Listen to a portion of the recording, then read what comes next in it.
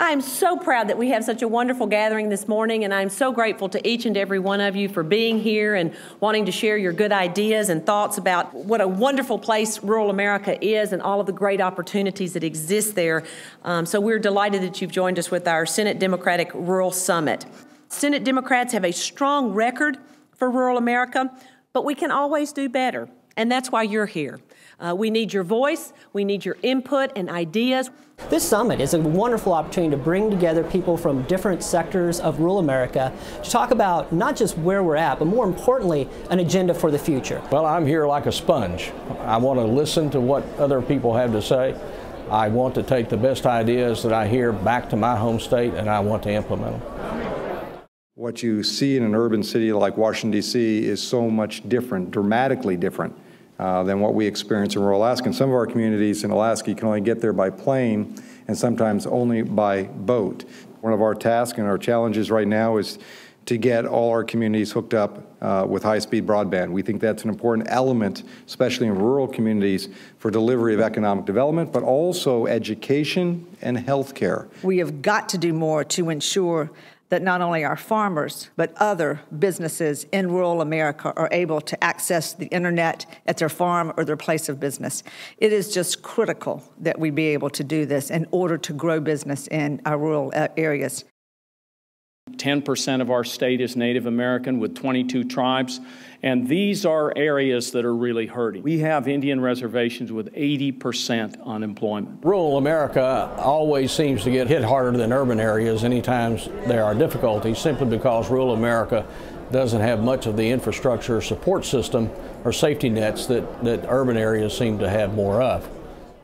If you live in a global economy and you're a fairly rich country, you have got to have a source of new jobs every 5 to 8 years, or you can't keep going.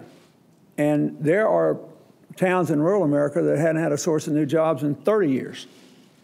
America needs a source of new jobs, and rural America needs a source of new jobs.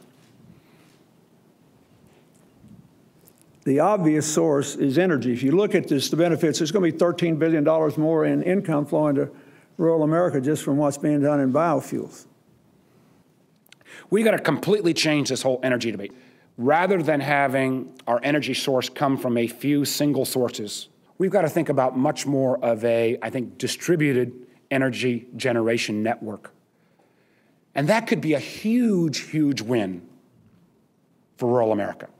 We have continued our fight for policies that benefit those living in rural America. We have enacted legislation that has saved or created 4 million jobs for rural America.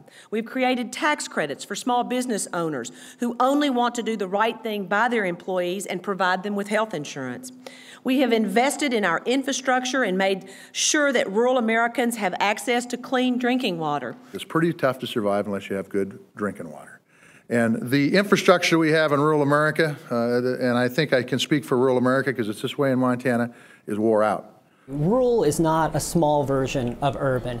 It's a unique healthcare delivery environment where those most in need of healthcare services have the fewest options available. And you have tremendous challenges and barriers in rural areas that you don't in urban areas, mainly, of course, the workforce shortage. When you talk about rural America, you're talking about a lack of access to healthcare services and to providers as well.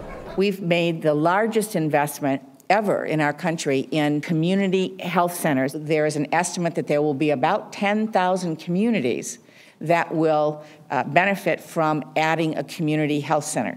And many other things, including the health bill that we just passed, which is going to be so vital to all America, but certainly rural America. So I'm grateful that these programs have helped towns across Nevada and across our country.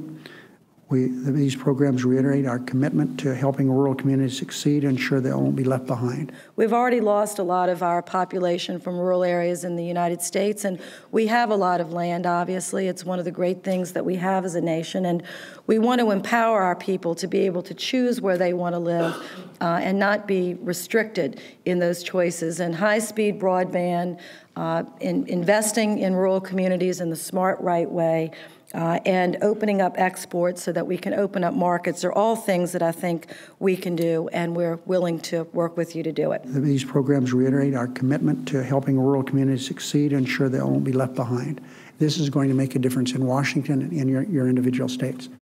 At the Rural Summit, I've met people that I didn't know previously already, just in getting coffee, if you will, and created relationships and partnerships that we'll follow up on and benefit not only our organization but rural areas that we work with. Anytime you can bring together these types of people that have the experiences that they have and share their ideas and thoughts and be able to do that with the leadership of the country, that's priceless.